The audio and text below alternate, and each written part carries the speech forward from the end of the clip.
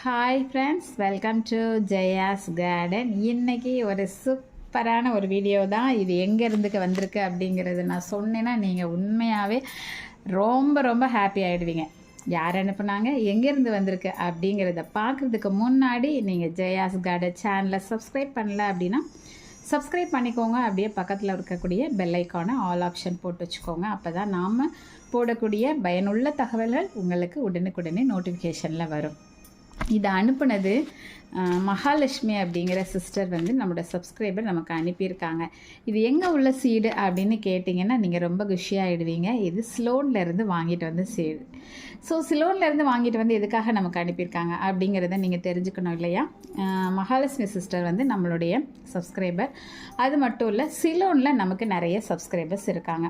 அதில் நம்மளோட குழுவில் பயணிக்கக்கூடிய ஒரு சிஸ்டர், ஐயோ அவங்க பேர் எனக்கு டக்குன்னு வரமாட்டேங்குது. அந்த சிஸ்டர் வந்து நம்மக்கிட்ட எனக்கு சீடெல்லாம் இருந்தால் கொடுத்து விடுங்கன்னு சொல்லிட்டு கிட்டத்தட்ட ஒரு 250 சீடு, மரத்துலேருந்து மூலிகையிலேருந்து கீரையிலேருந்து காய்கறியிலேருந்து எல்லாமே நமக்கு லிஸ்ட்டு 250 இருக்கும். லிஸ்ட்டு போட்டு அனுப்பிட்டு இதில் உங்களுக்கு என்ன இருக்குதோ எனக்கு கொடுங்க சிஸ்டர் அப்படின்னு சொல்லியிருந்தாங்க. நம்மக்கிட்ட இருக்கிற எல்லாத்துலேயுமே, ஏன்னா எனக்கு கூட வச்சுக்காம கூட ஒரு சில சீரை நம்ம கொடுத்தோம் அப்படின்னு தான் சொல்லணும். கீரைகள், மூலிகைகள், அதுக்கப்புறம் வந்து காய்கறி விதைகள், கொடி காய்கறிகள் எல்லாமே என்னென்ன இருக்குதோ எல்லாமே அவங்களுக்கு தாராளமாக நம்ம என்ன பண்ணணும் அப்படின்னா, எப்படி சிலோனுக்கு அனுப்ப சொல்லி கேட்டாங்க. பட் கொரியர் அனுப்பவோ 5 ரூபீஸ் கவரில் அனுப்பவோ முடியாது. ஸோ கொரியர்னால் ரொம்ப காஸ்ட்லி. ஸோ அதை எதுக்கு நம்ம இது பண்ணுவோம்னு சொல்லிட்டு நாங்கள் 2 பேரும் வெயிட் பண்ணிகிட்டே இருந்தோம்.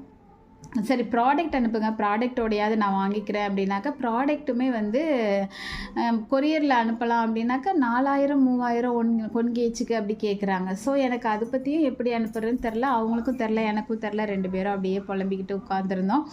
அப்போ தான் திடீர்னு ஒரு நாள் வந்து மகாலட்சுமி சிஸ்டர் நமக்கு ஃபோன் பண்ணி சொன்னாங்க, சிஸ்டர் நான் இந்த மாதிரி ஸ்லோன் நாங்கள் டூர் போகிறோம் இலங்கைக்கு, உங்களுக்கு வந்து சப்ஸ்கிரைபர் இருக்காங்கல்ல, அவங்க நம்ம குழுவில் கூட இருக்காங்க, நீங்கள் அடிக்கடி சொல்லுவீங்கல்ல, அப்போ அவங்கக்கிட்ட எனக்கு அப்படின்னு சொல்லி ஒரு சில உதவிகள் கேட்டிருந்தாங்க. அப்போ நம்ம வந்து சரின்னு சொல்லிட்டு அவங்கக்கிட்ட பேசியிருந்தோம்.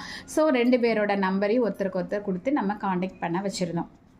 அதுக்கப்புறம் மகாலட்சுமி சிஸ்டருக்கு நான் என்ன பண்ணேன்னா, இவங்க கேட்ட எல்லா சீடையும் எல்லாருமே கொடுக்க முடியல. 250 சீடெல்லாம் என்னால் கொடுக்க முடியல.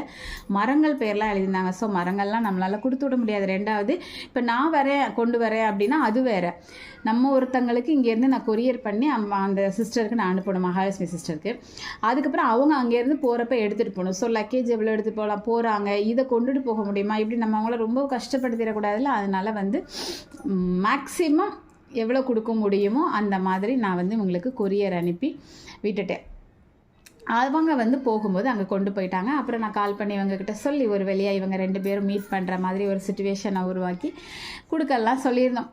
ஆனால் அங்கே போன இடத்துல அவங்களால மீட் பண்ண முடியாமல் போயிடுச்சு. அந்த வழியாக அவங்க போக முடியாமல் போயிடுச்சு. அதனால அவங்க என்ன பண்ணாங்க, நமக்கு வந்து கூட்டிகிட்டு போகிறதுக்கு கைடு இருப்பாங்கல்ல, ஊரை சுற்றி காமிக்கிறதுக்கு, அந்த கைடுக்கிட்ட இவங்க நான் கொடுத்த சீடெல்லாம் கொடுத்து, நீங்கள் போனால் ஒன்று அவங்கக்கிட்ட கொடுத்துருங்க, அப்படி இல்லை அப்படிங்கிற பட்சத்தில் நீங்கள் என்ன பண்ணிடுங்க, கொரியர் அனுப்பி விட்டுருங்க அவங்களுக்கு அப்படின்னு சொல்லி இவங்க அவங்கக்கிட்ட கொடுத்துட்டு வந்து அவங்க 2 பேரையும் கனெக்ட் பண்ணி ஃபோன் நம்பர் கொடுத்துட்டாங்க.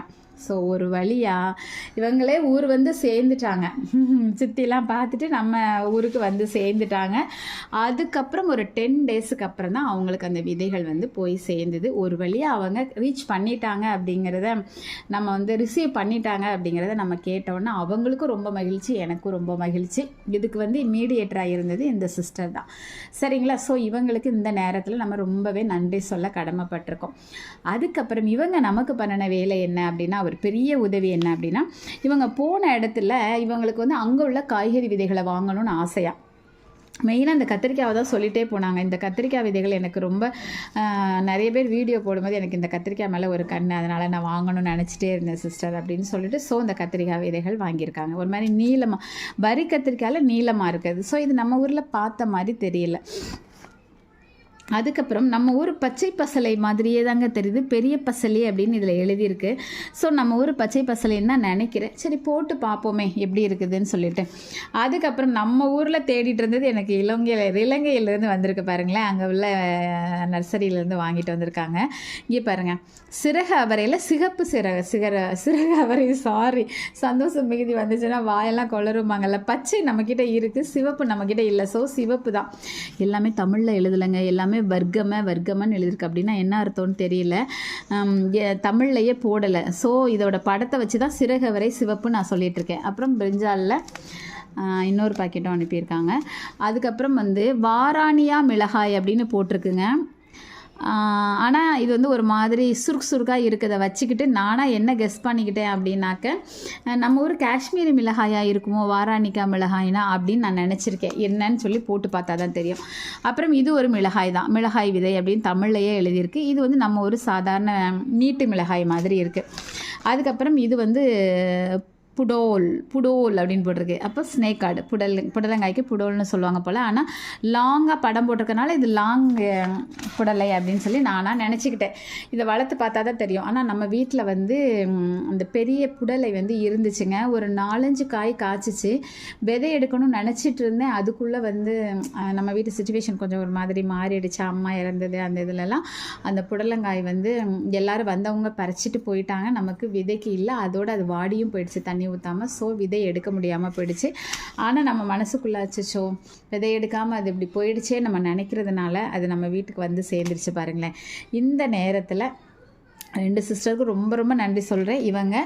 அவங்க கொஞ்சம் வாங்கிட்டு வந்ததில் கொஞ்சமாக அவங்க எடுத்துகிட்டு எனக்கு நிறைய அனுப்பியிருக்காங்க. இதில் என்ன ஒரு பெரிய விஷயம்னா, நம்ம வளர்க்குறத விட இவங்க வளர்த்தாங்கன்னா இவங்க நிறைய பேருக்கு ஷேர் பண்ணுவாங்க அப்படின்னு சொல்லிட்டு நிறைய அனுப்பியிருக்கேன்னு சொன்னாங்க. எல்லாமே தாராளமாக இருக்குது. இது எல்லாத்தையுமே போட்டு வளர்த்து நல்லா வந்துடுச்சு அப்படின்னா கண்டிப்பாக அதிலிருந்து விதைகள் எடுத்து ஒருவேளை நம்ம ஊர் இல்லாமல் அங்கே உள்ளதாக இருந்துச்சு அப்படின்னா நம்ம எல்லாருக்கும் ரொம்ப ஹாப்பி தான். எல்லாருக்குமே ஷேர் பண்ணிடுவேன். சரிங்களா?